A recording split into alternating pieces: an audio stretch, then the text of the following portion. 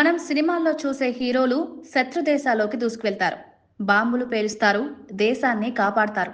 కానీ నిజ జీవితంలో తుపాకీ పట్టకుండా, శబ్దం చేయకుండా, అసలు తామెవరో ప్రపంచానికి తెలియకుండానే దేశ భవిష్యత్తును మార్చేసిన ఇద్దరు మహానుభావులున్నారు.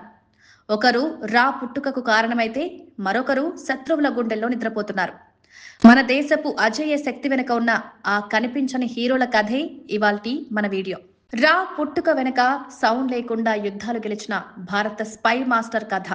ఆ మహానుభావుడు మొదలుపెట్టిన రహస్య యుగాన్ని ఈ మహానుభావుడు మరింత శక్తిగా కొనసాగిస్తున్నాడు. ఇవాళ సినిమాల్లో దురంధర్ లాంటి హీరోలను చూస్తున్నాం. శత్రు దేశాల్లోకి దూసుకువెళ్లి కనిపించకుండా తిరిగి తెలివితోనే దెబ్బతీసి దేశాన్ని కాపాడుతున్నట్టు ఆ థ్రిల్, ఆ సస్పెన్స్, ఆ తెలియని ధైర్యం మనల్ని ఆకట్టుకుంటుంది. కానీ ఆ సినిమా హీరోలకు పునాది వేసిన అసలు గొప్ప మనిషి ఎవరో తెలుసా? ఆయనే రామేశ్వర్ నాథ్ కౌ. భారతదేశ గూఢచారి వ్యవస్థకు పునాది వేసిన గొప్ప వ్యక్తి. ఆయన రాజకీయ నాయకుడు కాదు, యుద్ధ రంగంలో తుపాకీ పట్టిన సైనికుడు కూడా కాదు. కానీ ఆయన తెలివి, ఆయన ప్లాన్లు దేశ భవిష్యత్తును మార్చేశాయి.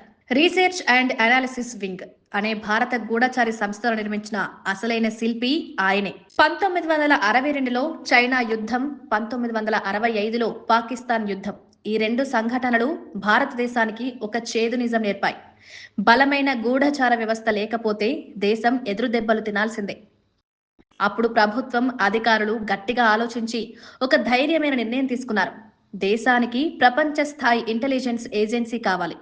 ఆ బాధ్యత ఒకరికి అప్పగించారు. అతని రామేశ్వర్ నాథ్ కౌ. 1968లో ఆయన స్థాపించిన సంస్థే రా, రీసెర్చ్ అండ్ అనాలిసిస్ వింగ్. ఇది కేవలం ఒక సంస్థ కాదు, భారతదేశ ప్రపంచ వేదికపై కనిపించని బలంగా మారిన క్షణం. 1971 యుద్ధం, రహస్యంగా జరిగిన విజయం. 1971 బంగ్లాదేశ్ విముక్తి యుద్ధంలో రా పాత్ర చరిత్రలో ప్రత్యేకం. ఆర్ఎన్ కౌ నాయకత్వంలో ఈస్ట్ పాకిస్తాన్లో రహస్య గూఢచారి నెట్వర్క్ నిర్మించారు. ముక్తి బాహిని యోధులకు శిక్షణ ఇచ్చారు. పాకిస్తాన్ సైన్యం కదలికపై ఖచ్చితమైన సమాచారం అందించారు.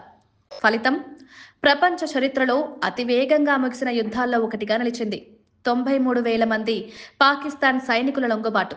బంగ్లాదేశ్ అనే కొత్త దేశం జన్మించింది. యుద్ధంలో సైన్యం కనిపించింది, కానీ విజయానికి పునాది వేసిన వాటిల్లో ఆర్ఎన్ కౌ యొక్క ఇంటెలిజెన్స్ పని ముఖ్యమైంది. స్పై మాస్టర్ స్టైల్, శబ్దం లేకుండా ప్రభావం. రామేశ్వర్ నాథ్ కౌ గురించి అత్యంత ఆశ్చర్యకరమైన విషయం, ఆయన ఫోటోలు చాలా అల్తు, ఇంటర్వ్యూలు దాదాపు లేవు, పబ్లిక్ స్పీచ్లు చేయలేదు. ఆయన నమ్మకం ఒక్కటే, real intelligence works in silence. ఆయన ఎప్పుడూ హెడ్లైన్స్లో ఉండలేదు, కానీ దేశ భద్రతా నిర్ణయాల వెనుక ఎప్పుడూ ఆయనే ఉండేవారు. అంతర్జాతీయ స్థాయిలో గౌరవం, సిఐఏ, MI6 వంటి ప్రపంచ గూఢచారి సంస్థలు కూడా రామేశ్వరనాథ్ వ్యూహాలను గౌరవించేవి. అణు కార్యక్రమ రహస్యాలను రక్షించడం, విదేశీ రాజకీయ పరిణామాలను ముందే అంచనా వేయడం, శత్రు దేశాల వ్యూహాలను పసిగట్టడం, ఇవన్నీ ఆయన నిర్మించిన వ్యవస్థ వల్లే సాధ్యమయ్యాయి. దేశం కోసం రహస్యంగా జీవించిన మనిషి, రాజకీయ నాయకులు చరిత్ర పుస్తకాల్లో ఉంటారు, సైనికులు యుద్ధగాథల్లో ఉంటారు. కానీ దేశాన్ని కనిపించకుండా కాపాడిన వారు గూఢచారులు.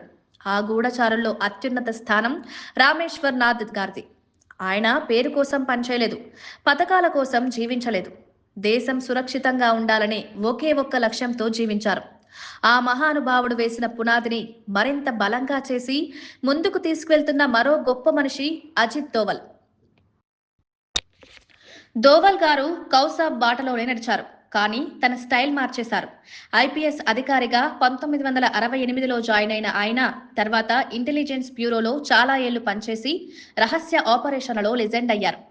గోల్డెన్ టెంపుల్లోకి దూసుకువెళ్లి మిలిటెంట్ల మధ్య నెలల తరబడి జీవించి ముఖ్యమైన సమాచారం సేకరించారు. ఆపరేషన్ బ్లాక్ థండర్ కు పునాది వేశారు. పాకిస్తాన్లో సంవత్సరాల తరబడి రహస్యంగా ఉండి శత్రుభూమిలో భారత్ కోసం పనిచేశారు. మిజోరాం, పంజాబ్, కాశ్మీర్లో తిరుగుబాట్లను అడ్డుకున్న ఆపరేషన్లు అన్నీ ఆయన ప్లాన్ల వల్లే సాధ్యమయ్యాయి. ఇవాళ ఎన్ఎస్ఏగా దోవల్ గారు కౌసాబ్ వారసత్వాన్ని రక్షణ ప్లస్ దాడి స్ట్రాటజీగా మలిచారు.